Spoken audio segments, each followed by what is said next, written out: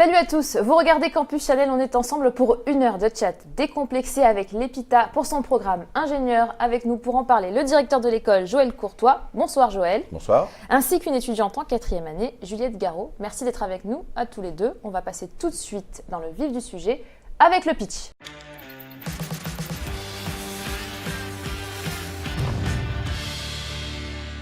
Joël, est-ce que vous êtes prêt? Tout à fait. Alors on va pouvoir lancer le chrono. Top chrono, allez-y.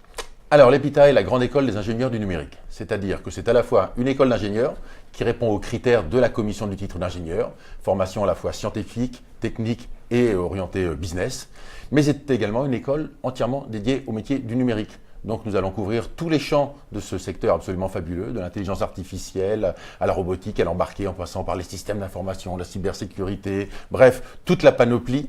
Et dans une formation qui en plus est très orientée vers l'international et l'entrepreneuriat. Préparer les jeunes à créer leur entreprise, à se lancer dans l'innovation, à partir vers la recherche, tout en ayant cette dimension internationale préparée par un vrai choc culturel. Ils vont tous passer au moins un semestre, bien souvent 2 semestres à l'étranger, pendant lesquels ils vont voir d'autres façons de vivre, de s'amuser, de créer, et bref, être prêts à assumer pleinement leur rôle d'ingénieur en France comme partout dans le monde, en 56 secondes. Parfait, vous êtes parfaitement en temps, bravo. On va pouvoir passer au face-à-face. Continuez à nous envoyer vos questions. Elles s'affichent ici, à droite de l'écran. Allez, la régie, on envoie la première question. Je t'invite à la lire, Juliette. Du coup, pourriez-vous nous indiquer les différentes voies d'accès pour intégrer votre école? C'est possible d'intégrer l'EPITA directement après le bac, un bac S ou un bac STI 2D. Mais également, j'ai rencontré beaucoup de gens en JPO qui demandaient comment c'était possible de venir, par exemple, après une fac ou après une prépa. C'est possible après de nombreuses prépas scientifiques, de certains DUT informatiques, il me semble.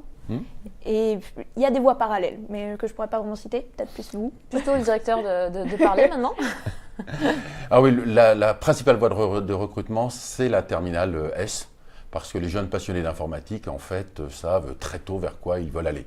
Mais si l'on a voulu commencer par une prépa classique, parce que l'on hésitait entre plusieurs écoles d'ingénieurs, ou bien si l'on a voulu commencer par se rassurer avec un premier diplôme, DUT, licence, en ne sachant pas si on était prêt à aller tout de suite vers un bac plus 5, il est également possible d'entrer, parce que l'on appelle effectivement la voie des admissions parallèles. Et le jour du diplôme, on ne sait plus dire si un élève a fait une autre prépa, il a une le prépa même classique, diplôme pour tout le monde à la fin. Il a le même diplôme à la fin, donc toutes les voies sont possibles. Mais la voie royale, c'est quand même le post-bac, c'est ça? La voie royale, c'est le post-bac parce que nous équilibrons la formation entre mathématiques et informatique, qui sont en fait les piliers de ce qui va être nécessaire de maîtriser pour attaquer le cycle ingénieur. Il y a combien de places justement en post-bac par an? Oula, alors EPITA depuis 2 ans maintenant est installé en région. Donc nous avons une 50aine de places dans ces antennes régionales, à Lyon, Toulouse, Rennes et Strasbourg, et sur Paris, près de 300 places, avec une section anglophone, donc 50 places dédiées à des étudiants qui vont suivre l'intégralité de leur cursus en anglais, et qui vont le faire dans des classes mélangées avec des étudiants internationaux qui, eux, arrivent de leur pays, ne parlent pas un mot de français quand ils arrivent, suivent des cours intensifs de français en même temps. Donc une 50aine de places et puis à peu près 250 places sur la filière française. Et pour les admissions parallèles, c'est anecdotique le nombre de places ouvertes ou il y en a quand même suffisamment? Non, c'est un petit peu plus d'une centaine de places qui se répartissent entre prépa classique, IUT et université. Très bien, merci pour ces réponses. Allez-y pour la prochaine. Bonjour, j'ai un niveau vraiment moyen en terminale S. Ai-je des chances d'intégrer l'EPITA, sachant que cette école me fait rêver? Alors, est-ce qu'on le rassure ou pas? Alors, on va le rassurer s'il se réveille. Ah. Oui. D'accord, mais attendez, là, il faut qu'il se réveille pour un trimestre. C'est pas trop lui demander, ça? Non. Terminale S. Non. Tout dépend là où il est moyen. Les éléments dont nous allons avoir vraiment besoin, c'est d'un bon niveau de langue et d'un bon niveau de mathématiques. D'accord. Et puis de cette envie de faire de l'informatique. Donc s'il est moyen globalement, mais qu'en maths et en anglais et en français, ça se passe bien, langue et sciences, ça se passe bien, ça peut tout à fait fonctionner. Et puis à la limite, je préfère avoir un étudiant moyen, qui en veut, qui est là parce qu'il a envie de se faire plaisir. Il est vraiment moyen, il est vraiment moyen. Bon, alors pas trop vraiment, mais un petit peu quand même. Ouais. Je préfère un étudiant un peu moyen qui sait ce qu'il veut Ouais. et qui va complètement exploser quand il va arriver en prépa, il va découvrir des choses qu'il aime, il va se faire plaisir, plutôt qu'un très bon élève qui serait là juste parce que papa et maman lui ont dit vas-y, il y a du boulot, c'est bien payé à la fin, on ne veut pas de tanguy à la maison, et qui finalement va s'ennuyer et ne pas tenir le choc. À quel moment les notes du lycée sont-elles prises en compte? Vous regardez les notes lors de l'examen du dossier, c'est ça, à bac Oui. S? Note de première et premier bulletin de terminale. Ça, c'est dans la phase d'examen du dossier. On intègre au niveau post-bac par un concours qui s'appelle le concours Advance, qui est un concours commun à 4 écoles d'ingénieurs, l'EPITA dans le numérique, le SME Sudria, école d'ingénieurs généralistes, l'IPSA dans l'aéronautique aérospatiale, et puis le Subbiotech dans les biotechnologies. Donc ces 4 écoles se sont regroupées pour un concours commun. La première phase du concours, c'est l'examen du dossier. Et cet examen du dossier, note de mathématiques, de physique, de français, d'anglais, toujours les mêmes matières qui nous intéressent avant d'entrer dans une école d'ingénieur. Et nous allons examiner ce dossier sur les notes de première, le premier bulletin de terminale. C'est ce dont nous disposons au moment où les candidats s'inscrivent, c'est-à-dire maintenant. On est en plein dans le vif du sujet. Et comment vous décelez justement les profils qui ont cette passion, mais qui ne sont pas forcément très scolaires sur un simple examen de dossier? C'est compliqué, non? Ouais, tout à fait. C'est pourquoi nous ne nous limitons pas à l'examen de dossier. Nous avons un concours qui est très lourd à gérer, mais qui pour nous est la meilleure forme d'expression de cette motivation du candidat. Tous nos candidats vont passer un oral. Alors, un oral de maths et un oral d'anglais, ça c'est pour mettre tous ces candidats sur un même pied d'égalité. Quelle que soit leur école, quelle que soit leur classe dans l'école, qu'ils viennent d'un lycée d'élite ou d'un lycée moyen, tous vont passer ces 2 oraux qui vont permettre dans toute la France se déroulent ces centres d'épreuves. Tous les jurys, tous les enseignants ont le même jeu d'épreuves. Et ça nous permet de savoir réellement quel est le niveau de chaque candidat. Donc si le dossier moyen dont nous parlions tout à l'heure est dû au fait que la personne était dans un lycée un petit peu difficile, sa note peut grimper ou au contraire elle peut baisser si ce n'est pas le cas. Et nous profitons de les avoir là pour ces 2 oraux de mathématiques et d'anglais pour rajouter un oral de motivation. Et là, le but du jeu, c'est est-ce que vous avez les yeux qui brillent? Est-ce que quelque part, on décèle une envie, la volonté de créer, de faire quelque chose, de s'impliquer dans ses études? Et cette note de motivation sera la plus fort coefficient de tous les autres. Et l'oral au total aura le même poids que le dossier. Ce qui fait que cet élève peut être un petit peu moyen. Il se motive, il se prépare bien à son oral, il peut rebooster son dossier. Juliette, tu étais dans ce cas de figure assez moyenne, très moyenne. T'étais comment? J'étais pas vraiment moyenne, mais je sais que beaucoup d'amis que j'ai encore à l'EPITA, c'était le cas. Au lycée, ils n'étaient pas du tout passionnés. Et en fait, l'EPITA, il y a beaucoup de projets techniques. Il y a des cours, bien sûr, qu'il faut pouvoir suivre en maths, en physique. Mais le plus important, c'est les projets techniques. Et il y a beaucoup de mes amis, justement, qui se sont révélés dans ces projets-là parce qu'eux, ils ne voulaient pas faire beaucoup de théorie. Mais c'est l'informatique pratique qui les passionnait. Et au final, c'était pas vraiment important d'être bon en français ou des matières qu'on fait encore au lycée. C'était pas important. Toi, tu avais fait une terminale S? Oui. Est-ce que c'est la section la plus représentée? À 95%. Donc, tu as fait S dans l'optique de faire cette école-là aussi ou tu n'avais pas d'idée en fait? Non, si, j'ai fait de l'informatique. Non, pardon, j'ai fait S en vue de faire de l'informatique. Ok. Allez-y pour la prochaine question. À toi. Alors, est-ce que du coup tout le monde est convoqué à l'oral ou alors est-ce qu'il y a un premier tri sur dossier? Je pense que vous avez répondu du coup. Allez, on va remettre une couche. On va remettre une couche du coup. Oui, il y a eu une sélection sur dossier, est-ce que vous avez dit? Oui et non. Mais... En fait, la sélection sur dossier va servir à identifier des grands classés. D'accord. C'est-à-dire que les élèves de très haut niveau, les futures mentions très bien. C'est pas éliminatoire en fait, c'est ça? Rien n'est éliminatoire. D'accord. Donc c'est pour ça qu'il y a bien un tri sur dossier, mais pour identifier les meilleurs. Ceux qui ont plus de 15 de moyenne en maths, en physique, en français, en anglais, vraiment les futures mentions très bien, ceux-là vont être dispensés de la suite de toutes les épreuves. C'est ce que l'on appelle les grands classés. Donc c'est plus pour les meilleurs en fait ce truc. C'est pour les meilleurs, voilà. Et tous les autres sont convoqués à l'oral, justement dans cette volonté de rechercher les étudiants les plus motivés. Personne n'est éliminé après l'examen de dossier. Toi, tu es passé par du coup le système des grands classés ou Non, moi j'ai tout fait. C'est bien, comme ça tu pourras nous parler des épreuves. C'est bien. Allez-y. Je suis un jeune étudiant sénégalais qui voudrait savoir si les concours d'admission dans votre école sont ouverts aux internationaux ne résidant pas forcément en France. Eh bien, la réponse est oui. Nous allons faire un examen de dossier et nous ferons un entretien par Skype. Ah d'accord, c'est possible. C'est possible. Que pour les étudiants qui sont hors de France ou pour ceux qui sont en voyage, c'est possible? Non, vous n'allez pas prendre vos vacances à Bora Bora et me dire je fais les euros par Skype. Ça, c'est pas prévu. Mais si vous résidez dans un lycée français à l'étranger, qu'il n'y a pas de centre d'examen à proximité, en gros, la règle, c'est 1 heure de distance d'un centre d'épreuve. D'accord. Si vous êtes à 1 heure de vol, même si c'est dans un pays lointain, mais vous êtes à 1 heure de vol de la France, vous venez passer en France. Si vraiment vous êtes à l'autre bout de la planète, là, ça se fera par Skype. Que vous soyez français ou étranger, d'ailleurs. Et ces étudiants étrangers, une fois qu'ils sont admis, ils sont mélangés aux autres étudiants, aux étudiants français? Oui. Ils suivent le même cursus? Complètement, le même cursus. La seule différence, c'est pour les étudiants étrangers ne parlant pas français, qui eux rentrent dans la section anglophone dont je parlais tout à l'heure, et qui vont avoir un parcours un petit peu particulier, puisqu'ils vont suivre des cours intensifs de français. De la même façon que les étudiants français doivent justifier d'un niveau d'anglais en sortant, les étudiants étrangers doivent justifier d'un niveau de français pour pouvoir être diplômés. D'accord. Allez-y. Ok. Quelle est la semaine type d'un élève en première année? Alors toi, tu es en 4e année, on va Oui. le rappeler, donc ça remonte un petit peu, mais C'est- est-ce que tu te souviens On de essaie ta de me semaine type? remémorer. Oui, la première année, c'est une année de prépa. C'est-à-dire que ça reste, il y a encore beaucoup de cours généralistes.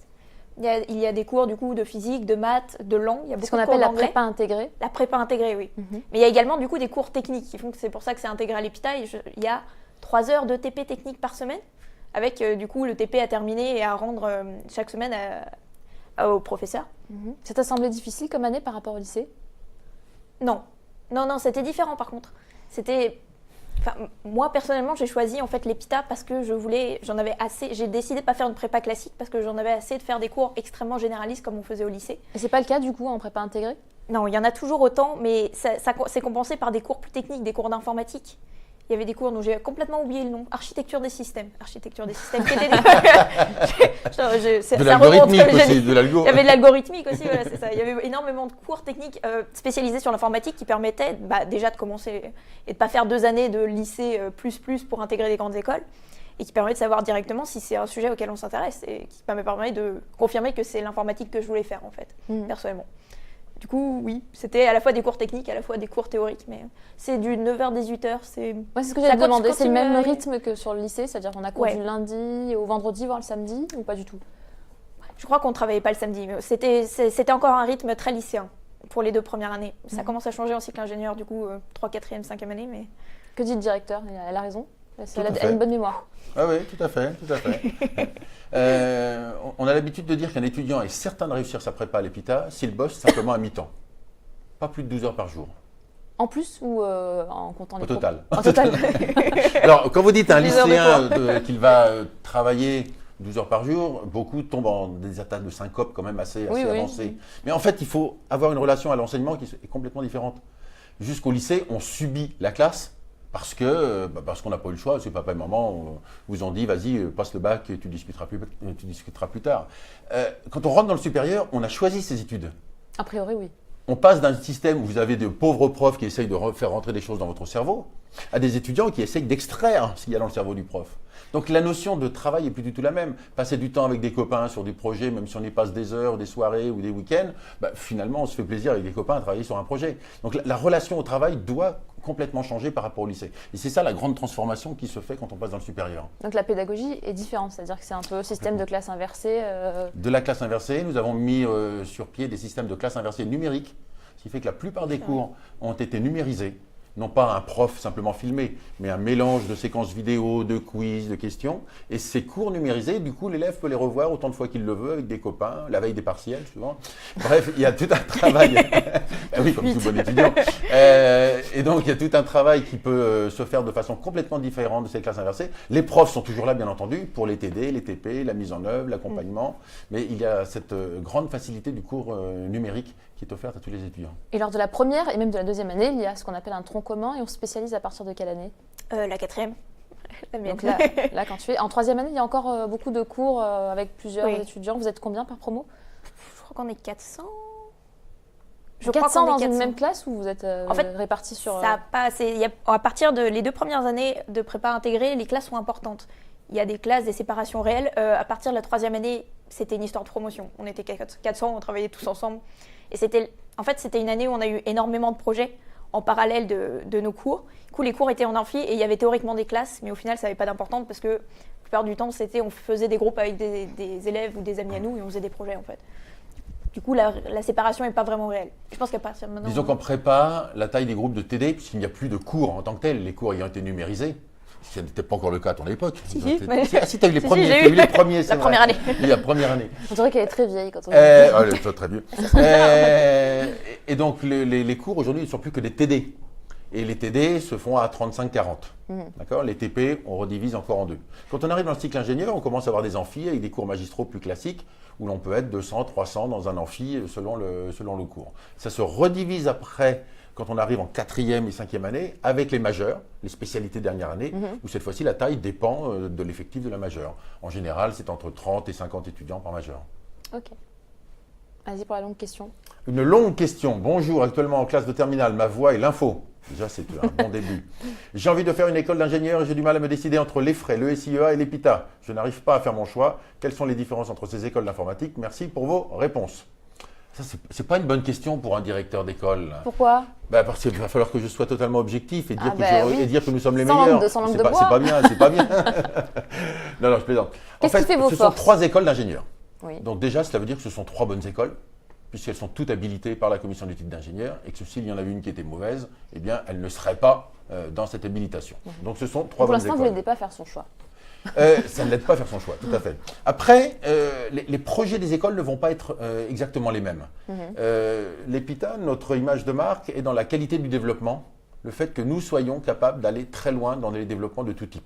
Que l'on soit en cybersécurité, en intelligence artificielle, que l'on soit en robotique, on donne à nos ingénieurs la capacité à concevoir les systèmes. D'autres écoles vont plus être axées sur des aspects de management, de gestion de projet, tout en étant dans le domaine du numérique. Donc je crois que la bonne solution à faire pour l'étudiant sur cette question, c'est de lui dire, va dans une journée portes ouvertes, regarde l'ambiance, regarde la façon dont travaillent les élèves, regarde la complexité des problèmes sur lesquels ils travaillent, et il faut qu'à un moment donné, il y ait un déclic où tu te dis, c'est là où je vais me sentir bien. Donc elle est un peu humer l'atmosphère de l'école directement sur place. Il faut le faire sur place. Et Je crois que c'est très quand important. ces journées portes ouvertes pour vous? Il y en a régulièrement. La prochaine à l'EPITA est le 23 mars. Non. Possiblement. Non, 23 février. 23 février. On ira voir sur le site. On ira voir sur le Est-ce que site. Je crois que c'est le 23 Juliette, février. tu avais hésité, toi, avec différentes écoles, peut-être celles-là qui sont citées? Pas celle-là, mais j'avais hésité avec d'autres écoles d'informatique, effectivement. Et j'avoue, bon, en fait, ça dépend vraiment de ce qu'on recherche dans une école. Moi, j'avais cherché dans les classements qu'il y avait à l'époque, je ne sais pas s'ils existent encore, les classements de l'étudiant, par exemple. Et ils permettaient de choisir en fait tout ce qui nous intéressait le plus. Et moi, j'étais partie sur, je crois, l'international, les offres après l'école et ce genre de choses. Et l'EPITA était tombé en premier, je crois. Et du coup, c'est pour ça que j'avais commencé à m'intéresser à l'école. Mais je ne connais pas les 2 autres écoles. Je ne peux vraiment pas donner un avis dessus. Mais c'est important, oui, de rencontrer des gens, d'aller dans les journées portes ouvertes. Est-ce que tu avais fait ça, les journées portes ouvertes? Non. Moi, j'habitais à Lyon, pour ma défense. J'habitais à Lyon, l'école était à Paris, c'était chaud. Mais je voulais le faire. Et par contre, j'avais discuté avec des gens de l'école, il me semble, pour avoir un peu leur avis. Et j'avais hésité avec des écoles qui étaient sur Lyon. Et c'est vraiment l'international qui m'avait C'est une bonne remarque. Il y a effectivement certains journaux qui font des classements par critères. Et finalement, vous piochez les critères qui vous intéressent le plus. Ouais. Et puis à partir de là, vous voyez s'ils semblent le plus aptés. Mais vraiment, la journée portes ouvertes, c'est se mettre dans l'ambiance. On est certain de réussir son école. Et si on ne on peut pas est se déplacer motivé, parce si on qu'on y est va. loin comme Juliette, est-ce qu'il y a d'autres possibilités? On peut téléphoner à un diplômé? Vous téléphonez à vous Il y a des chats. directement?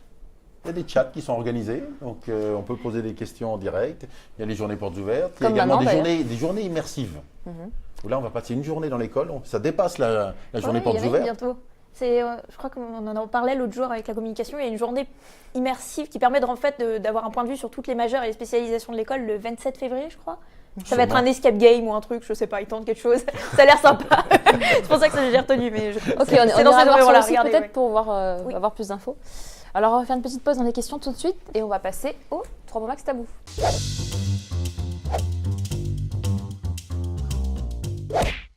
Le 3 mots max tabou, c'est 3 mots maximum pour définir leur école. À chaque mot, vous aurez droit à un argument. Mais attention, il y a une liste de mots tabous que les internautes vont voir apparaître sur leur écran. Si vous prononcez ces 3 mots pendant cette séquence, vous serez buzzé. C'est gentil. oui, c'est gentil. Ça va, c'est pas trop méchant. Allez-y. 3 mots. Oui, Je donne les 3 mots. oui, comme vous voulez. Allez. 3 mots qui caractérisent le plus l'école. Passion, fun, excellence. Ah, c'est pas mal. Vous venez de les inventer là? Ouais. Je me dis, qu'est-ce qu'elle va buzzer? Improvise. Donc, je suis tombé à côté. Très bien. Alors maintenant, vous m'expliquez pourquoi ces 3 mots? Vous pouvez laisser parler Juliette. Tu veux les commenter? C'était quoi le premier? Passion. Passion. Ah oui, effectivement, oui. C'est... Ah, elle est d'accord sur le premier déjà. Ah oui, clairement. Et EPITA, c'est une école de passionnés par l'informatique. Et sinon, on aurait du mal à s'en sortir parce qu'il y a énormément de technique, énormément de programmation. Et Nicole de geek, quoi. ouais, pas forcément en fait, ça dépend parce que le terme geek est pas forcément associé à les gens passionnés par l'informatique, bizarrement. Ça dépend. Mais oui, il y a des gens de tout type, tout horizon, mais qui sont tous passionnés par ce qu'ils font et c'est un plaisir de pouvoir taffer avec eux en général. Très Sur bien. ça, donc, Le deuxième mot, je crois que c'était fun. Hein. aussi. Le fun, parce que l'on essaye de se faire plaisir. On essaye de transformer, justement, c'est ce que j'évoquais tout à l'heure, transformer la notion de je vais suivre des cours et apprendre en je vais me faire plaisir. Je me lève le matin pour aller retrouver les copains, me faire plaisir à travailler sur des projets. Et l'école est célèbre. Il y a projet dans le mot Projet, à tabou. projet, on n'a pas le droit. Bien. Bon, on ne parlera plus de projet. Ok. Normalement, il aurait fallu faire bip quand j'ai redit. Ah oui, projet. oui, pardon. Vous voilà. voulez le bip, pardon, excusez-moi. Ouais. C'est marrant, vous Donc, êtes le seul intervenant à me demander de rebuzzer. Bon. Nous sommes célèbres pour nos barbecues. Nous organisons Ah, j'avais des pas barbecues dans les concours de robotique. C'est vrai. L'EPITA est célèbre pour faire la fête. Le sous-sol est préinstallé, lumière, son. Les étudiants ont envie de faire une fête, ils descendent, ils branchent, ils se font une fête. Ok, Voilà, ça fait partie de notre ADN. Travailler beaucoup, mais se faire plaisir aussi. très bien. Et le troisième mot, c'était quoi? Excellence. Excellence, bravo. Effectivement. Non, mais c'est difficile d'expliciter, mais effectivement, Après, en fait, j'ai peur de dire des choses qui vont sembler très recommandées, mais On n'avait pas répété, on aurait dû répéter. C'est ça. Non, mais c'est vrai vrai que que l'école est bien reconnue, c'est-à-dire que j'ai pas eu de problème à trouver des stages dans l'endroit où j'ai fait mon stage, qui était à l'étranger. Ils embauchent énormément de gens d'EPITA. Et j'ai trouvé beaucoup d'EPITA des années précédentes quand j'y suis allée d'ailleurs, parce qu'ils savent qu'on est capable de programmer bien, qu'on est capable d'avoir une bonne vision globale, de pouvoir gérer des projets. Et donc, ouais, j'ai été contente de me rendre compte que ça allait servir à quelque chose que je faisais depuis 4 ans. Mais donc oui, je pense que l'excellence de l'EPITA est assez bien reconnue. Mais bon. Très bien, bah, bravo. Vous avez prononcé un seul mot tabou. Les autres mots étaient technologie et convivial. Vous auriez pu les dire. C'est vrai. J'avoue. Allez, on passe à la question d'après, allez-y. Ah oui, c'est à moi. Alors, bonjour, j'ai entendu parler d'une piscine encadrée par des assistants qui est vraiment très dure. Qu'en est-il? Alors, pour ceux qui ne maîtrisent pas le jargon, alors en fait, à partir de la 3e vous année, faites de la natation? on me demande un peu, je crois qu'il y a eu une histoire de certificat comme ça une année, je crois. Oui, il y a un étudiant qui est venu une année avec une attestation comme quoi les activités aquatiques lui étaient interdites, mais on l'a rassuré. Il n'y a La pas du piscine. tout. Pas en ce sens-là. Donc une piscine dans le jargon des écoles d'ingénieurs, c'est quoi? En fait, ça a été inventé par l'EPITA, du coup c'est plutôt le jargon de l'EPITA, mais à partir de la J'ai entendu 3e année... ailleurs, moi. Comment? Ah oui, ça a été repris Ah, dans c'était d'autres repris écoles. par de nombreuses Ouais, je l'ai écoles. entendu ailleurs. Ouais. Mais nous sommes les créateurs de Ah, la je savais piscine. pas. Ouais. Oui, c'est vrai, j'ai entendu parler aussi. Mais du coup, oui, c'est 3 semaines maintenant qui sont encadrées par des assistants qui sont une mise à niveau de tout le monde, du coup des entrées parallèles et des gens qui issus de la prépa intégrée en C, en Shell et je crois que c'était tout. Unix, Unix, oui. environnement Unix. Environnement Unix. Et il y en a, après, il y a d'autres ateliers un peu moins. En fait, du coup, c'est 3 semaines qui sont tous les jours, du coup, du lundi au dimanche. Actuellement, ça a peut-être changé, je ne veux pas trop À m'attarder. l'entrée mais, pour les admissions parallèles et pour les post-bac, c'est à quel moment du coup? c'est du coup en En même 3e année. temps, c'est la même. C'est pour tout le monde à partir de la 3e année d'EPITA. Ah d'accord, la 3e année. Et du coup, c'est des ateliers qui sont encadrés par des élèves de l'EPITA et par des professeurs qui permettent de donner des cours et de mettre tout le monde à niveau. Donc oui, c'est dur, mais pas dans le sens où on l'entend. C'est dur parce que c'est beaucoup d'heures et que c'est ingurgiter beaucoup de connaissances histoire que tout le monde s'y connaisse. Mais c'est aussi, j'ai un très très bon souvenir de la piscine personnellement. Il y a des gens qui faisaient des crêpes. T'étais pas sous l'eau? Dans le sens figuré, oui un peu. J'étais fatiguée, mais c'était excellent. On passait notre temps ensemble. On était à 2h du matin en train de manger des crêpes et à écouter de la musique. C'était très très sympa. Mais s'il y a une personne qui a posé cette question, c'est qu'il y a une réputation qui doit être haute. Oui, c'est considéré comme très dur. Il y a des gens qui décident de ne pas venir dans l'école à cause de ça, qui ont peur de se faire recaler à cause de la piscine. Parce qu'on peut se faire recaler à l'issue Non, des pas 3 du tout en fait. C'est ça l'histoire. C'est que je sais pas pourquoi ils pensent ça. Mais... Alors, c'est une très bonne remarque. En fait, ça remonte au fait qu'on nous a repris le concept de piscine. Plusieurs écoles ont repris ce concept, dont l'une, dont je tairai le nom, parce qu'il est très désagréable, a repris la piscine pour en faire un outil d'élimination de ses candidats. D'accord. Et cette image, du coup, reste dans certaines mémoires. Et la question qui est souvent posée, c'est combien vous en gardez après la piscine? Mais tout le monde, c'est un exercice de solidarité, d'entraide. Vous, c'est une On piscine apprend à gentille, faire la quoi. fête, à être ensemble. et voilà, on n'élimine personne à la piscine. Tout le monde survit. D'accord, ok. C'est énormément de travail, mais beaucoup de bons souvenirs, vraiment. Ok, bon, les choses sont clarifiées comme ça. Allez-y. Le semestre à l'international est-il financé par l'EPITA? Cours, logement, transport. Alors, l'EPITA finance l'international toute la prise en charge des frais de l'université d'accueil. C'est-à-dire qu'on ne paye pas 2 fois des frais d'inscription. Voilà, mais on ne paye pas, et bien évidemment, le logement qui aurait de toute façon été payé par cet élève ou le transport. Et les cours, du coup, c'est inclus dans les frais de scolarité, transport. Toi, t'étais parti où et à quel moment, du coup? Du coup, en fait, le semestre international, c'est en 2e année. En fait, je crois que tous les étudiants EPITA doivent partir au moins 6 mois à l'international. Du coup, si c'est pas dans cette période-là, c'est pendant les stages après. Du coup, moi, je l'avais fait pendant les cours. J'étais partie 6 mois en Corée du Sud, à une université qui s'appelle Anyang, qui est à Séoul. Et du coup, non, les cours n'étaient pas pris en charge, mais j'ai pas payé l'université. Non, du coup, j'ai pas reçu d'argent pour vivre là-bas. Mais globalement, il y avait des logements qui étaient dans l'université qui coûtaient beaucoup moins cher que ce que je payais à Paris, clairement. Les transports, je les payais, mais pareil. En fait, ça dépend des villes, mais Séoul était globalement moins cher à vivre que Paris. Ah bon? Un peu. Mais voilà. Après, je crois qu'il y a des bourses aussi pour les gens qui partent sur en Europe. Pour l'Europe, il y a des bourses Erasmus pour les destinations européennes. Là, Juliette était hors Europe avec la Corée. Mais c'est vrai que la Corée et la Chine sont souvent des lieux où les frais de vie sur place sont moins élevés que sur Paris. Même chose pour l'Inde, sur ces destinations les plus exotiques, ou l'Afrique du Sud. Ça le vend en poupe en ce moment chez vous, ça? À la Corée, c'est aujourd'hui ce qui est le plus demandé. En fait, il y a aussi beaucoup de demandes vers le Japon, mais au niveau des premières années, au niveau des licences des premières années, le Japon n'a pas d'enseignement en anglais. On trouve des cours au niveau master. Donc il faut parler japonais? Et du coup, il faut parler japonais, ce qui limite quand même le nombre de candidats. Alors qu'en Corée, toutes les universités enseignent en anglais. Ce qui est très facile du coup pour les étudiants de partir là-bas. Très bien. Alors, on est presque à la moitié du live. Est-ce que vous savez ce que ça signifie? Ah, il y avait un autre truc. La destination finale. Voilà.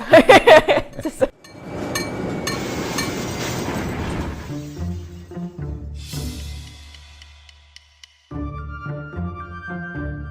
La destination finale, c'est un tirage au sort. Juliette, je t'invite à tirer au sort un papier, à compléter la phrase qui va se présenter à toi. J'ai peur. Dans le fond, toujours. Dans le fond, toujours. Alors, si tu te fais virer sur le champ. Ah, EPITA? Effectivement, ouais. On parle d'EPITA ce soir. J'en veux le sujet, on sait jamais. Non, si tu n'es pas passionné par l'informatique, ça peut sembler bateau, mais c'est vrai. Genre, on passe beaucoup. Pas mal. C'est vrai. Si tu n'es pas Surtout en passionné 3e par l'informatique, tu te fais virer sur le champ. Tu te fais pas virer, mais au final, tu vas pas être content d'être là et tu vas finir Donc par il n'y a partir tout seul. que des passionnés d'informatique. C'est indispensable si on veut passer des nuits et des jours à travailler sur des projets avec des amis ou pas des amis.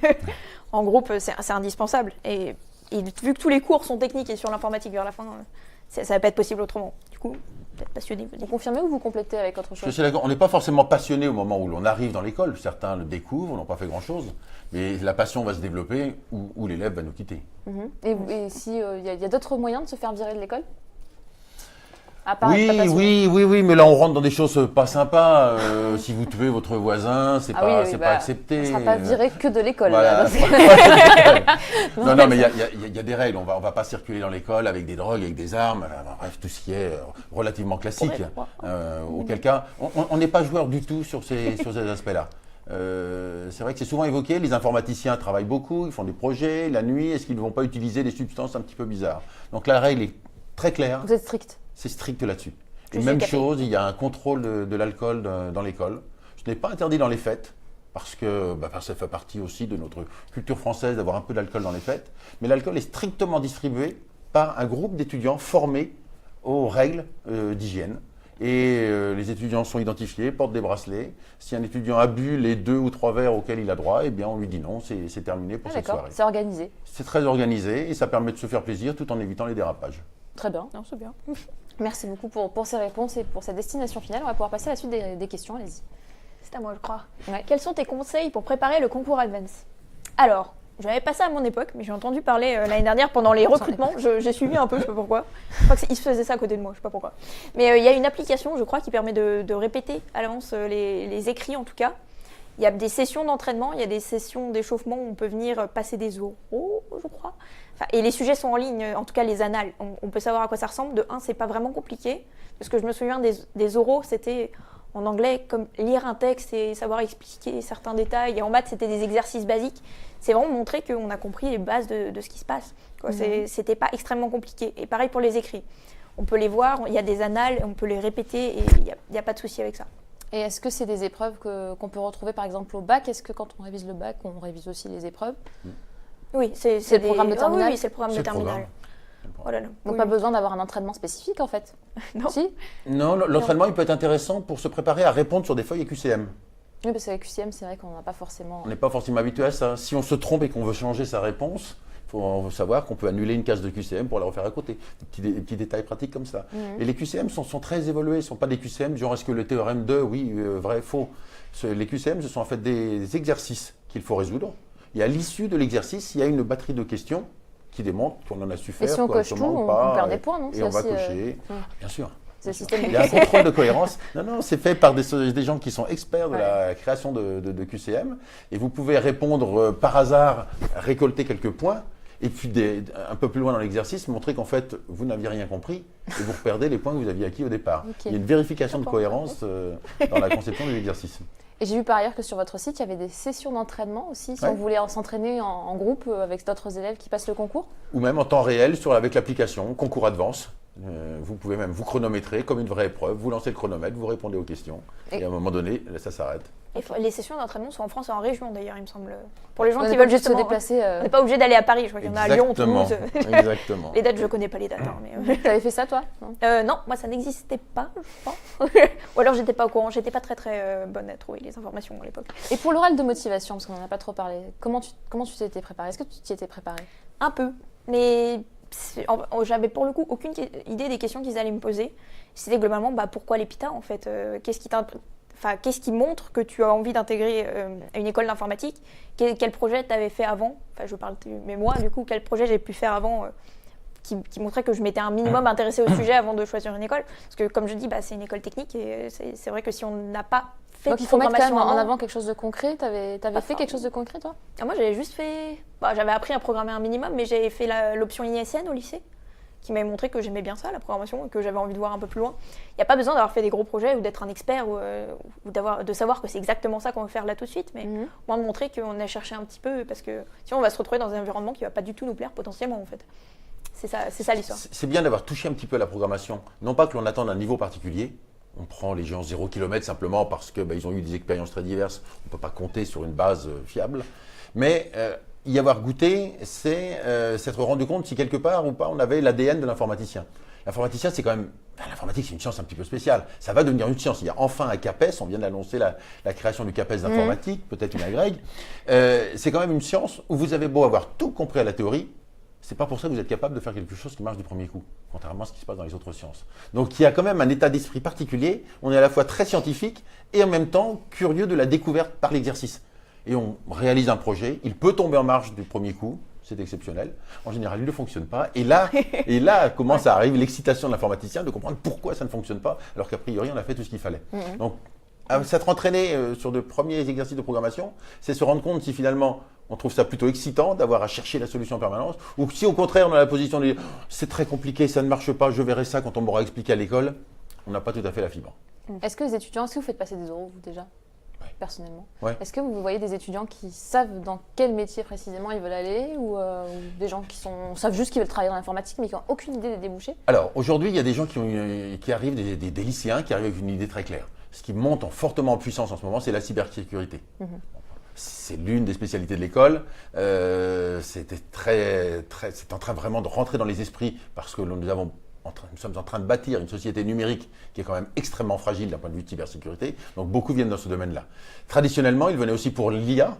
À l'EPITA, l'IA n'est pas une science qui vient d'arriver, c'est un peu à la mode partout. Donc ça fait plus de 20 ans qu'il y a une spécialité intelligence artificielle dans l'école.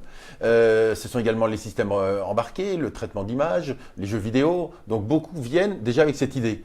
D'autres... le numérique, c'est fantastique, c'est l'avenir, c'est tout. Je ne sais pas encore, je verrai en découvrant. D'autres arrivent parfois, j'en ai vu un il y a 2 ans, puisque j'ai fait quelques euros, arriver avec un skateboard dans la salle de test. Je dis, tu as peut-être pu laisser le skateboard dehors, tu avais besoin de rentrer avec ton skateboard. Il dit, ben oui, je voulais vous le faire voir. Alors je sais pas, il va peut-être se reconnaître s'il voit cette émission. Et là, il retourne le skateboard, Ouais. Dessous, il y avait des LED de toutes les couleurs, un petit moteur, il sort son smartphone et me dit regardez, je le programme, je le fais rouler à la vitesse que je veux, je programme la musique que je mets dessus, il y a un petit haut-parleur et les LED clignotent en fonction de la musique. Stylé. Je dis c'est bon, on arrête l'entretien, la bon, t'es motivation, pris. tout va bien, c'est bon. Donc, on 18 sur 20 peut en carrément motivation. venir avec un projet, un truc qu'on Ouais, a, il y en qu'on a a plein monté. qui viennent sur- avec un petit projet au moment des euros pour montrer qu'ils ont déjà fait les choses. Donc ça, c'est un petit Mais- conseil qu'on peut donner. Mais voilà, c'est pas une obligation. On ne prend pas non plus, on n'est pas une Faut pas école les de geeks. effrayer non plus. Voilà. Non, non. Ok. Allez-y.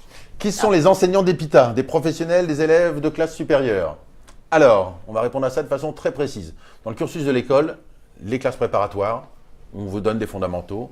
Le cycle ingénieur avec une partie généraliste pour maîtriser tous les fondamentaux de l'informatique et une partie spécialisée dans laquelle va rentrer Juliette, où là on va aller très à fond dans un domaine. Sur la partie des classes préparatoires, les profs sont principalement des profs de métier. Le prof de maths, il est là pour faire aimer les maths, le prof de physique pour faire aimer la physique, etc. Des Donc profs qu'on peut vraiment, retrouver au lycée, par exemple. des profs c'est ça principaux, des profs qui vont en même temps faire un suivi pédagogique. Ils sont là, permanents de l'école, pour faire aimer leur matière. On passe dans le cycle ingénieur. Le tronc commun va être assuré principalement par des enseignants-chercheurs de l'école. Donc des personnes qui sont là, dans l'école, en permanence, qui font de la recherche en même temps de l'enseignement, de façon à toujours être au top niveau dans leurs applications. Et puis quand on arrive dans les spécialités, là il y a tellement de spécialités en informatique que l'on va chercher des industriels ou des chercheurs de chacun de ces domaines de pointe. Ce qui fait que dans cette dernière année, à 80%, les enseignants sont des industriels qui viennent apporter le top de la technique de façon à sortir avec le niveau le plus pointu. Quant à la participation des élèves, ils sont là comme assistants. Ils ne sont jamais enseignants, ce ne sont pas eux qui mettent les notes, qui Donc valident des élèves, les c'est-à-dire des personnes non diplômées ou des Vous voyez, diplômés des élèves de 3e année, par exemple, vont être assistants d'élèves de 1re année. De la même façon que la piscine qui a lieu en 3e année, les assistants sont des élèves de 5e année, D'accord. qui ont la possibilité d'expliquer comment eux-mêmes ont vécu cette période-là. Quand on parle de la piscine qui se déroule parfois en plein milieu de nuit, il est clair qu'un étudiant qui a vécu ça 2 ans avant est le plus à même d'expliquer comment il l'a vécu, d'aider l'élève en difficulté, beaucoup mieux que ne le ferait un enseignant professionnel. Donc les profs encadrent, définissent les sujets, les contenus, mettent les notes, et les élèves eux-mêmes jouent le rôle d'assistants. Et en même temps, ils remplissent une de leurs futures fonctions d'ingénieur qui est d'être formateur. Vous ne pouvez pas annoncer quelque part que vous êtes informaticien sans qu'on vous demande « ça tombe bien, est-ce que tu peux m'expliquer comment on fait ça, ça et ça ?» Donc leur rôle de formateur, ils auront à le faire également dans leur métier. C'est un apprentissage de leur métier. T'es formatrice, toi? Oui. Tu as été assistante? J'ai été assistante Ah bah, quand j'étais en 3e année des élèves de 1re année, du coup, et qui c'était du coup l'assistance sur leur TP chaque semaine de programmation. Et c'est vraiment arrivé et aider avec eux s'ils ont des questions sur un projet, pourquoi ça fonctionne pas. On a été là, on a suivi les mêmes problèmes potentiellement sur le même sujet et pouvoir dire ah oui c'est comme ça que ça fonctionne, tu sais pas encore. Et Et ça c'est t'apporte vraiment des formateur. points dans ta moyenne de faire ça? Non, Ou tu fais ça par altruisme total? non, non du tout. C'est comme ça, en fait, vous valorisez justement ce rôle-là auprès Ah des mais élèves? les assistants sont une espèce de caste supérieure dans l'école. On a été assistants, ils ont des t-shirts, D'accord. ils sont identifiables C'est un dans peu ça. l'école. C'est les meilleurs élèves, On c'est est quoi? très fiers, on est très fiers d'avoir été assistants. Que c'est censé être des gens compétents évidemment, mais c'est pas forcément les meilleurs élèves. Mais oui, quand j'étais en 1re année, j'étais en mode waouh, les assistants, mon dieu. Plus tard, je Du serai coup, assistant. putain, je serai assistante, voilà. Donc oui, c'est un peu. Allez-y pour la prochaine. Pourrait-on avoir des exemples de vos nombreux projets, qu'ils soient secondaires ou majeurs? Alors, en 1re année, je sais pas combien de temps ça a duré, mais c'est toujours le cas. Et Une centaine de projets, on a la nuit devant nous, c'est bon. c'est un peu ça. On va parler des principaux, mais du coup, on prépare. En fait, il y a un projet par année. Du coup, en 1re année, on avait 6 mois pour faire un jeu vidéo. C'était top. Je revois maintenant, je trouve que c'est absolument nul, mais j'étais super fière de ce truc-là. Vous avez fait quoi comme type de jeu vidéo? C'était un jeu d'horreur, mais ça faisait pas peur. Enfin, c'était terrible. Ah, c'est ballot. Ah ouais, ah oui. Non, mais c'est vrai. On était super fiers de ce truc-là, du coup. Mais enfin, voilà, c'est vraiment le premier jeu. C'est un des seuls jeux vidéo que j'ai fait d'ailleurs. Peut-être qu'il y en aura plus tard. Je ne sais pas. Mais du coup, en 2e année, on a fait un ECR. C'est un logiciel qui permet, en fait, en voyant une image, de reconnaître du texte dessus. Ça marchait pas du tout, mais je l'ai fait, voilà. J'ai rendu ça. Un Et petit peu c'était- d'IA. Ah, je suis nulle en intelligence artificielle personnellement. Mais voilà, c'était de l'intelligence J'espère que c'est artificielle. pas ta majeure. Alors, tout sauf ça. C'était Qu'est-ce mon que tu as dernier choisi choix, jamais. Je choisis Gistre, système embarqué. D'accord. Mais voilà. Et du coup, en 3e année, on fait un projet par semaine, un projet toutes les 2-3 semaines. Du coup, il y a énormément de projets. Mais on a fait par exemple un client BitTorrent, on a fait un serveur HTTP si ça parle aux gens. Enfin, mais bon, voilà. Ceux qui C'est nous des projets regardent, je beaucoup pense plus que- techniques. Beaucoup Et plus là, les bases. dans ta spécialité, du coup, tu as choisi système embarqué. Tu fais encore des projets? J'ai pas commencé, je sais même pas si je suis encore prise dans ma majeure. Les cours n'ont pas repris pour les majeures commencent le mois prochain. Ah. Et le directeur, il peut pas dire ça en direct si elle est prise ou pas. Non. Je pense qu'il sait pas. Déjà. On a tenté un scoop. T'as tenté? Dites-nous. Peut-être que si tu réussis les 20 Non, dernières elle minutes- rentre de stage, elle vient de rentrer de stage. de rentrer de stage. Et les cours commencent la semaine prochaine. Ah d'accord, ok. Non, mais a priori, les étudiants ont leur majeur de premier choix, donc il n'y a pas de raison qu'elles ne l'aient pas. Ok. Non, voilà. Allez-y pour la prochaine question. Quel niveau faut-il avoir en anglais pour accéder à la section anglophone? Alors on en a parlé un petit peu. Oui. C'est une section qui est différente des autres sections, qui est à part, où vous réunissez les personnes qui veulent avoir les cours complètement en anglais, soit des Français ou des étrangers, c'est ça? Exactement. Donc les étrangers, comme les Français, sont testés sur leur niveau d'anglais pour pouvoir intégrer cette section. D'accord. En général, il faut avoir plus de 800, tourner aux alentours d'un 900 de TOEIC pour être vraiment à l'aise. Les cours sont totalement en anglais. Je sais qu'il y a d'autres écoles qui font des sections anglophones pour en même temps aider les étudiants à apprendre l'anglais. Ouais. Nous ce n'est pas notre but. Nous y accueillons des étudiants étrangers qui ne parlent pas un mot de français. Donc il ne s'agit pas de faire des cours moitié en anglais, moitié en français. Donc il faut vraiment être à l'aise. Une prépa, c'est quand même un peu plus intensif, plus de travail qu'une année de terminale. Si vous rajoutez une difficulté linguistique à la difficulté conceptuelle, mathématique, physique ou autre, là vous prenez vraiment des risques. Donc les étudiants, lorsqu'ils s'inscrivent, nous donnent évidemment leurs résultats de terminale. On ne les a pas encore testés précisément, ce qui fait que dans la semaine qui suit la rentrée, on conseille à certains étudiants de la section anglophone de retourner plutôt en section francophone, de la même façon que certains francophones qui n'avaient pas réalisé nous disent « Ah, mais finalement, moi, s'il y a une place qui se libère, j'irai bien en section anglophone. » Donc voilà, ça se fait dans la semaine de rentrée, de façon à donner les meilleures chances de réussite. Le but, c'est que l'élève réussisse. Donc ça ne sert à rien de vouloir se mettre dans une section où on n'aura pas la capacité à aller jusqu'au bout. Donc il faut être très bon au lycée, parler l'anglais du lycée de manière... Voilà, c'est excellent, pas quoi. bilingue, c'est pas bilingue, pas mais c'est bilingue quand vraiment un très bon niveau d'anglais. Ok, allez-y. Comment choisit-on son campus? Alors ça c'est très récent parce que moi j'ai pas choisi. Il y avait que Paris. Mais après ça dépend. Je pense que c'est par rapport à Parcoursup la Ouais. question. Sur Parcoursup, vous avez tous les campus de l'EPITA. Vous en avez 6 au total, puisqu'il y a donc, je l'ai dit tout à l'heure, Lyon, Toulouse, Rennes et Strasbourg, Paris francophone et Paris anglophone. Donc sur Parcoursup, vous avez les 6 vœux, Ils sont des sous-vœux, non, c'est ça? qui sont des sous-vœux du concours Advance. Ok. Donc le concours Advance, ça ne vous prend qu'un seul vœu sur les 10 vœux que vous avez la possibilité de choisir. Et à l'intérieur, ce sont ces sous-vœux. Donc vous maintenez coché les villes qui vous intéressent. Le classement pour toutes les villes est le même, de toute façon. Et Et le programme est le même? le programme est le même, strictement le même, grâce aux cours numériques. L'enseignant donne chaque semaine les cours numériques de la classe inversée et les contrôles ont lieu en même temps, chaque semaine.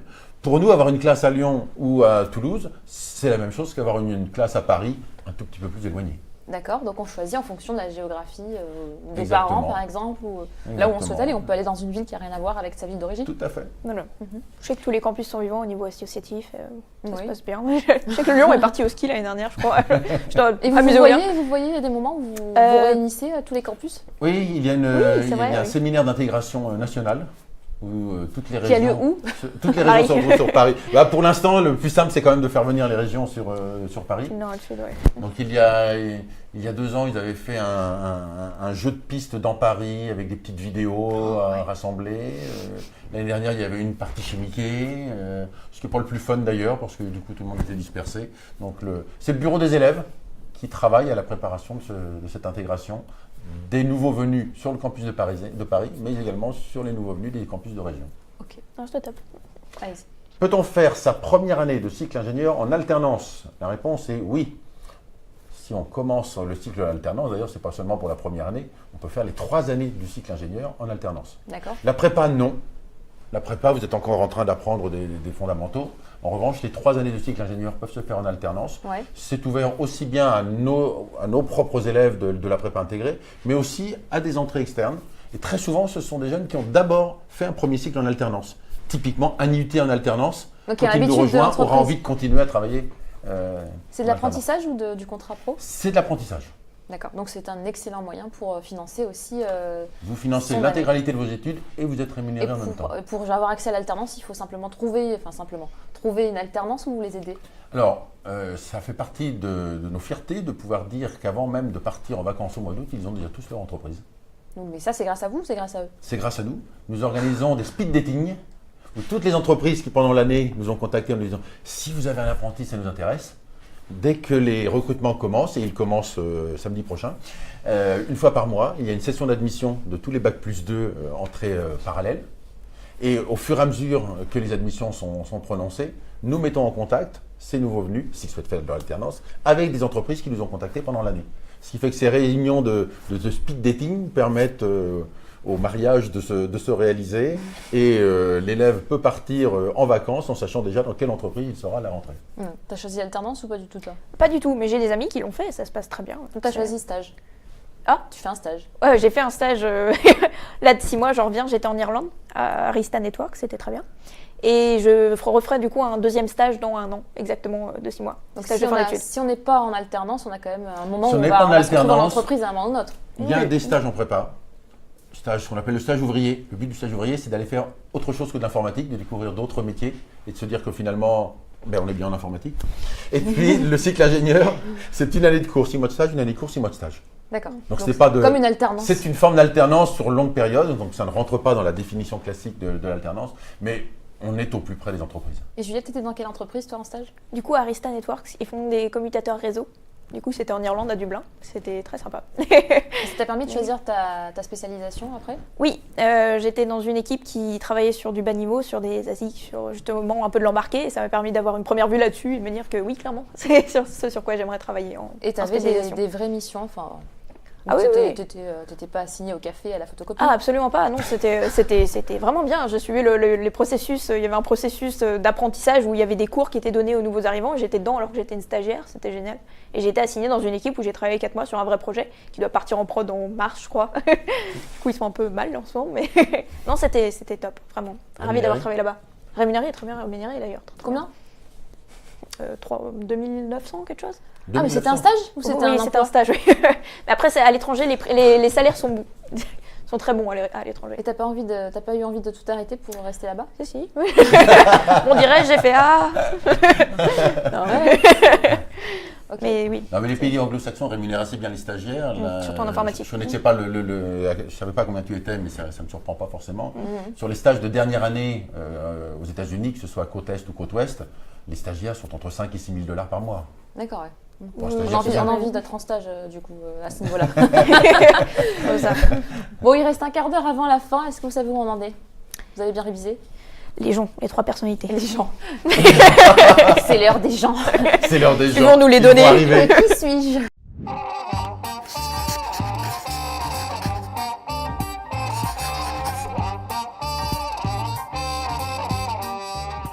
Les gens, comme l'appelle Juliette, ça s'appelle le qui suis-je en fait. C'est 3 personnalités qui vont apparaître dans cet écran. Vous allez en choisir une. Donc, vous pouvez en choisir une différente. Vous choisissez la même et vous m'expliquez pourquoi vous les choisi pour représenter pour ce soir votre école.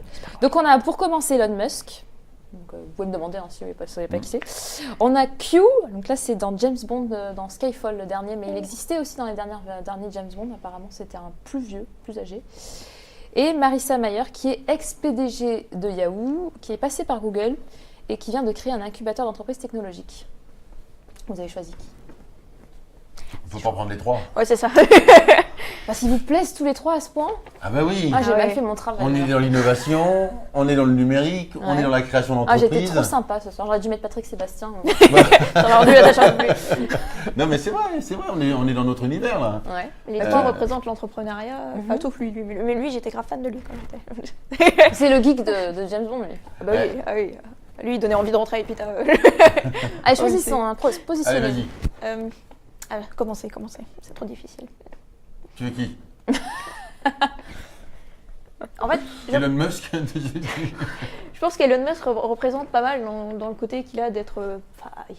je vois les articles sur Elon Musk, il est passionné par ce qu'il fait, il fait des choses... Il a lancé sa voiture dans l'espace avec SpaceX il n'y a pas longtemps. D'accord. Et c'est un peu ce côté-là, un peu fantasque d'épitage. Si on peut le faire, pourquoi ne le fait-on pas? Donc, ouais, je partirais sur lui. Ok.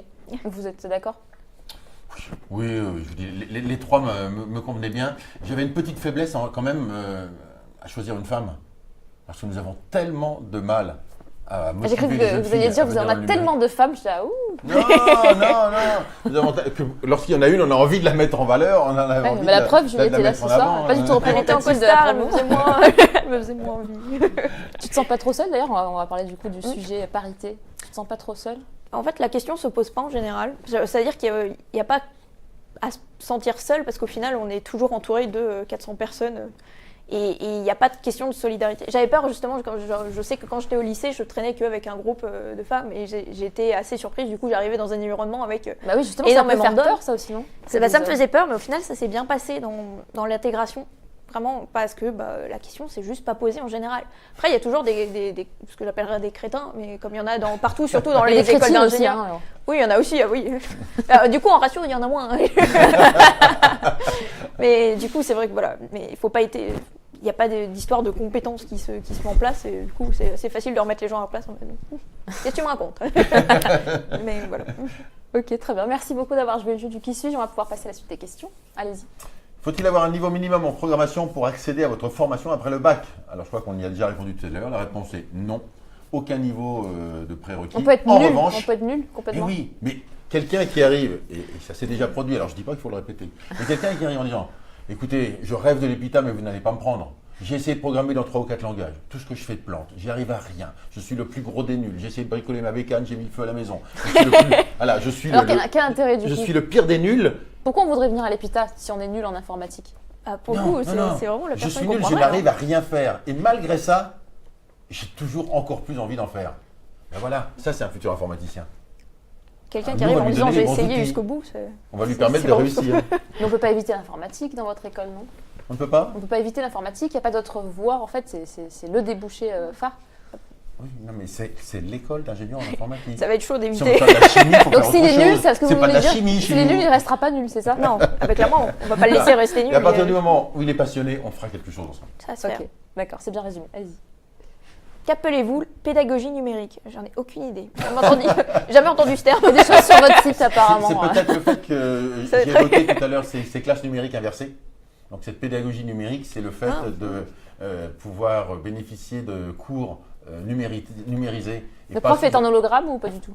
Non, pas encore. Non, on a rêvé, on a vraiment... On n'avait pas les moyens. Non, mais ce cours numérique inversé, comme je l'évoquais tout à l'heure, ce n'est pas juste un prof filmé, ça serait aucun intérêt. On a vraiment demandé à chacun des enseignants, donc de maths, d'algo, de physique, d'électronique, de nous dire dans 7 heures de cours quelle était la substantifique moelle de ce que tu voulais faire rester dans le cerveau de tes élèves. Et à partir de là, il va enregistrer, il va se filmer, continuer la petite vidéo de ce qui lui paraît essentiel. Et derrière ça s'enchaînent des quiz, des questions, des exercices qui ramènent régulièrement à revoir la vidéo, à se reposer des questions. Et quand tout cet ensemble d'exercices, l'élève considère qu'il a bien compris le concept, eh bien, il y a un test final qui lui permet de se positionner. Et cette pédagogie numérique est très lourde à mettre en place. Les enseignants nous ont rapporté qu'il leur fallait en moyenne entre 35 et 40 heures de travail pour 1 heure de cours. Vous les faites travailler, vos enseignants? Oui. Les étudiants, tout le monde est dans le même air. Est-ce que ça veut dire qu'on peut suivre le cours de son lit? Ne pas se déplacer forcément dans votre école? Oui, pour la partie cours. Mais le cours n'est qu'un petit morceau. Derrière, il y a les TD, les TP, les projets. Vous bipez plus quand je dis projet là? Non, mais c'est il a regardé le bouton et non, je dois à chaque fois écouter ce que vous dites. Alors que là, je peux juste regarder. Je vais juste faire semblant. Donc voilà, on peut faire de son lit ou avec des copains la partie cours. Mais donc on peut ne pas assister aux cours, les cours ne sont pas forcément obligatoires, c'est ça que vous voulez dire? Ils sont numériques. Ils sont numériques. En classe inversée. Il faut mieux les voir par contre. En fait, ce qui se passe, c'est que... En prépa, en cycle ingé. Oui. Ah oui, en cycle ingé, en cycle ingé. Il faut suivre, c'est sûr. Mais après, en prépa, les cours sont obligatoires pour comprendre les exercices qu'on va faire en fait en cours. Et j'aimais bien cette partie justement, pas suivre 2 heures de cours, on va potentiellement s'ennuyer, mais juste regarder le cours et après pratiquer avec un professeur, c'était bien. J'ai bien aimé cette partie-là, mais si on n'a pas vu le cours, on va rien comprendre à ce qui se passe en TD. Hein. Genre, faut les suivre. Ça se passe pas toujours d'ailleurs, mais ça se passe mal pour ceux qui le font pas. C'était chaud. Allez-y. C'est pour vous, je crois. C'est pour moi. À quel salaire sont recrutés vos diplômés? Alors aujourd'hui, nous sommes à une moyenne qui a dépassé les 40 000 euros de salaire d'embauche sur la France. On est à plus de 100 000 $ sur les États-Unis, ce qui fait beaucoup. Oui. ce qui fait beaucoup. Tant mieux pour eux. Mais Il y en a quelque beaucoup part, qui partent aux États-Unis, du coup. Oui, de plus en plus. Lorsque nous avons lancé le grand programme d'internationalisation de l'école, c'est-à-dire l'augmentation du niveau d'anglais, la classe anglophone, le départ à l'étranger pour tous, Vous avez tous fait les fuir les industriels, cerveaux. on a tout fait ensemble et tous les industriels du Conseil de perfectionnement, à chaque fois nos décisions se font dans le cadre d'un Conseil de perfectionnement, tous les industriels ont applaudi en disant super, des ingénieurs français, bilingues, préparés au choc culturel, c'est génial ce que vous faites là. Si vous arrivez, c'est top. On y est arrivé, mais ce qu'ils n'avaient pas vu venir, et nous non plus d'ailleurs à l'époque, c'est que du coup, plus de 30% des étudiants prennent leur premier job à l'étranger. Ils sont tellement Mais ça prêts à fait pas travailler à l'étranger qu'ils y partent. Et aujourd'hui, la première destination, ce sont les États-Unis. Juliette, t'as envie de prendre la poudre d'escampette toi aussi? Oui. Pardon. Non. Ah bah, j'ai même pas pris mon stage en France, vous avez remarqué. Ouais. T'as goûté au salaire de l'Irlande. Et c'est surtout que c'est intéressant d'aller à l'étranger et de rencontrer d'autres gens, d'autres cultures et de pouvoir vivre ailleurs en fait. Quand on vit à Paris. Donc tu ne feras pas ta carrière en France, c'est décidé. Je sais pas du tout, mais on verra, mais Une destination de préférence? pas trop. Pas encore. Ça va venir. Allez-y. Oh, à quel moment peut-on passer à la pratique? Ah, et puis tout le temps, dès le début. Sinon, non, on fait énormément de pratique. Et donc on le disait, même en prépa intégrée. Même en prépa intégrée, il y a des projets, on faisait du Python, on faisait du OCaml, langage obscur. C'est pas du tout obscur, pardon. Ils vont me regarder, je crois qu'ils sont français. Non mais ils vont me retrouver. On faisait du C++. Enfin, en fait, on apprenait différents langages de programmation en algorithmique, c'est-à-dire qu'on utilise des langages de programmation pour faire, même sur papier. On fait toujours de la pratique, on apprend toujours à programmer. C'est vraiment, ça se fait dès la première année. Vas-y. Bon, allez-y, je sais plus à qui on est. Comment les élèves sont-ils évalués? Alors, de différentes façons. Déjà en prépa ou en cycle ingénieur, c'est pas exactement la même chose. En prépa, vous avez encore beaucoup de cours, de théories qui vont être évalués de façon classique, c'est-à-dire du contrôle continu, des QCM toutes les semaines, des partiels, des examens de milieu de période. Donc énormément d'épreuves qui permettent à l'élève de savoir où il en est. Et ça, c'est très important de ne pas attendre une épreuve finale pour être bien ou pas bien. Le fait d'avoir cette capacité à s'auto-évaluer à travers des contrôles réguliers, c'est vraiment quelque chose d'important. Ça, c'est le cycle prépa. Et puis en fin d'année, l'évaluation des projets, des DTP qui vient se rajouter. Quand on est dans le cycle ingénieur, on va travailler avec des professionnels. Là, les formes d'évaluation peuvent être des rapports de stage, ça peut être des évaluations de projet, ça peut être des partiels encore. En cycle ingénieur, on considère qu'à peu près la moitié des notes viennent d'épreuves classiques, écrites, de partiels, et la moitié des notes viennent de projets. Allez-y, À peu près. encore une question. On va passer à un maximum. À toi. La vie associative dans l'école est-elle aussi sympathique que d'après les élèves lors des JPO? Tu sais, on va tenir une façade, on met des faux gens, on leur dit. Dites que c'est super. Non, ce sont les mêmes. C'est super. J'ai fait beaucoup de JPO justement où je présentais mes assos du coup. Mais Alors justement, tes assos, tu as plusieurs assos. Oui, alors j'ai fait partie de plusieurs assos, mais surtout une dont je suis encore présidente qui s'appelle Synergie, diversité dans le numérique, etc. Et oui, c'est sympathique, ça a une grande part. Il y a des assos plus ou moins techniques, plus ou moins. Il y a une grande asso qui s'appelle Prologin qui organise un concours pour les jeunes chaque année d'informatique dans la France entière. Ils viennent tous sur le campus une fois dans l'année. Il y a une association de photos qui prend des photos pour les événements. Il y a des associations de musique, il y en a 3, je crois. Enfin, on peut faire autre chose que manga, oui. On peut faire autre chose que de l'informatique et des jeux vidéo dans les assos. Ah bah oui, clairement. C'est le but même. C'est justement, dès qu'il y a une association de débat qui s'est montrée cette année, il y a des votes où il y a des gens qui se présentent qui disent j'aimerais montrer une association et les autres associations qui disent oui, celle-là, go. Et du coup, il y a chaque année des gens qui se présentent avec des nouveaux projets. J'aimerais faire à manger. Il y a une association qui fait des crêpes et des soirées jeux vidéo, enfin, ce genre de choses. En vrai, c'est très divers. Est-ce que c'est les assos qui mettent l'ambiance dans l'école? Ouais, globalement, le BE qui fait des soirées, ouais, ça se passe très bien. Et vous avez un jour aussi, comme dans certaines écoles, spécialisé, réservé pour les associations? Non, pas du tout. Donc vous vous organisez comment? Quand on a du temps. Oui, en fait, les associations, elles sont sur le campus. Il y a des locaux qui viennent de rouvrir. Il y a un point qu'on n'a peut-être pas évoqué, c'est que le campus est ouvert 24 heures sur 24, 7 jours sur 7. Ça ne ferme jamais. Donc la nuit, c'est ça? Donc Oui. quasiment tous les soirs, il y a une fête, il y a une animation, il y a un événement. C'est ouvert les week-ends aussi. Il suffit aux élèves de déposer une fiche événement, de façon à ce que la sécurité, les vigiles sachent que tel moment, telle heure, au milieu de la nuit ou le week-end, des groupes vont arriver. On peut faire des barbecues. Et puis t'animes et les mangas, ce sont des gens très bizarres pendant 3 jours qui envahissent l'école. Méchant. Je fais pas partie de cette association, mais ils organisent un festival de la culture japonaise chaque année sur le campus. Je rappelle, j'étais en projet, je sortais au milieu de la nuit. C'était là, oui. Les gens J'ai de Spring, croisé c'était Dark Vador génial. en En vrai, sortant. c'était top. J'étais pas prête. C'était Et le très sympa. sport Ça Ah oui, existe il y a Episport, il y a une association de sport qui remet des nouveaux sports chaque année. Ils font de la, je sais pas de la lutte, mais ils font Epifight, ça s'appelle. Je connais plus le nom exactement de ce que vous faites, mais ils font du football, ils s'organisent régulièrement, même pendant les piscines. Il y a eu un tournoi de football, je me rappelle. J'étais nulle, il y a tous les gens qui étaient décidés à gagner. Il y avait juste moi qui ai fait ça a l'air sympa. J'étais arrachée. mais voilà, ils sont toujours, ils essaient de faire une vie. Il faut faire cette rupture. Mais ça en compte dans France la centre. moyenne Ça compte dans la moyenne le sport ou pas Alors le sport est obligatoire, mais il ne rentre pas en note. On ne peut pas sanctionner quelqu'un qui n'est pas. Vous très sanctionnez bon. si on ne fait pas de Mais sport. il y a une obligation de faire du sport. En prépa en tout cas. Donc on est Même obligé. après, bon. Et ça compte, c'est-à-dire que si on n'en fait pas, on est sanctionné. Exactement. Ok, très bien. Alors vous savez quoi On arrive à la fin de... Déjà Et oui, je sais que ça passe très vite. Vous avez envie que ça continue encore 1 heure, etc. Mais oui. Mais bon, on a des choses à faire après, on a une vie. Une piscine. Donc je vais vous laisser tout de même un petit plaisir avant la fin, c'est la chouchoute. Alors vous avez eu pas mal de questions pendant cette heure de live, laquelle avez-vous préféré ? Vous pouvez en choisir une chacun. C'est le mot. Non, personnellement, j'ai bien aimé les questions.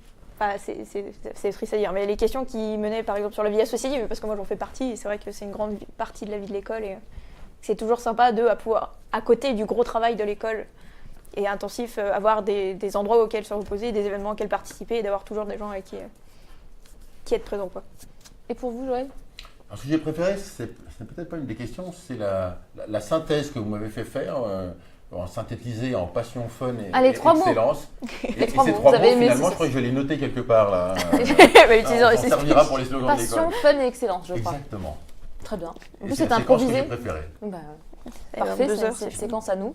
Donc on en est d'autant plus flattés. Merci beaucoup. Merci à vous. Et merci d'avoir posé toutes ces questions, d'avoir plutôt répondu à toutes ces questions, parce que ceux qui ont posé leurs questions, ce sont les internautes, que je remercie. Merci beaucoup, vous Merci à derrière vous. l'écran, d'avoir posé toutes ces questions. Je vous dis à très vite sur Campus Chanel.